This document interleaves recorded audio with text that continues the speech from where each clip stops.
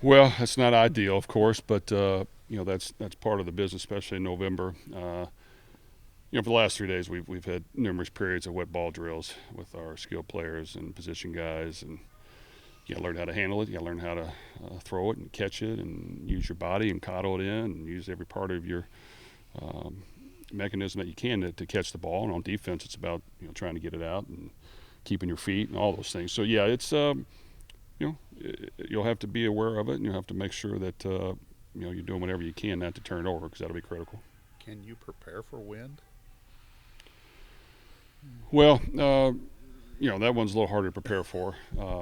I think when it's windy, you've got to gauge which direction you're going, which way the wind is coming at you, with you across the field, and you'll have to adjust some things without question.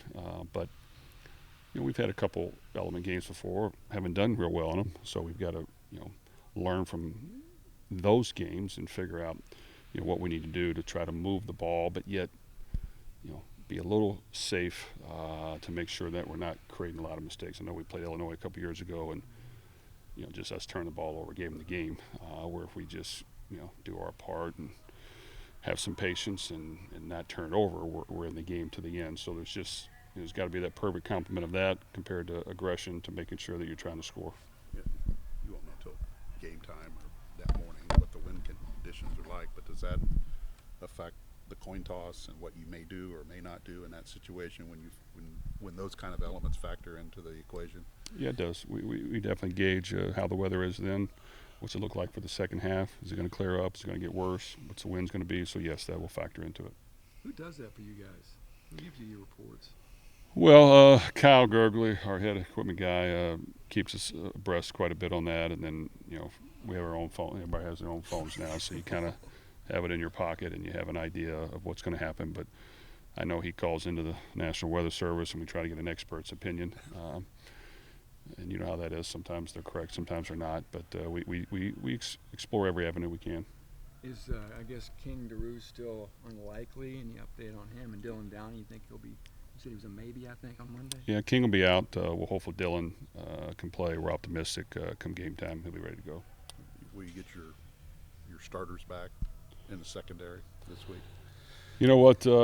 We've had around a handful of guys out a little longer than I think, but I think most of those handful were able to do at least something today and progress tomorrow, and hopefully not any setbacks where they can play in the game.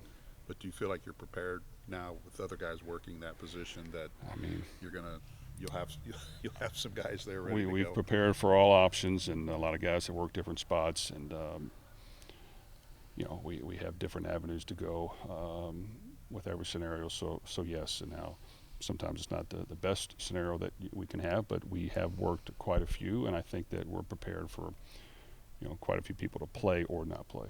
So Jamari Brown and Corey Trice are going to play. I'm optimistic that unless they have a setback, that they should be able to play if they were able to do some things today. What about Brock Thompson?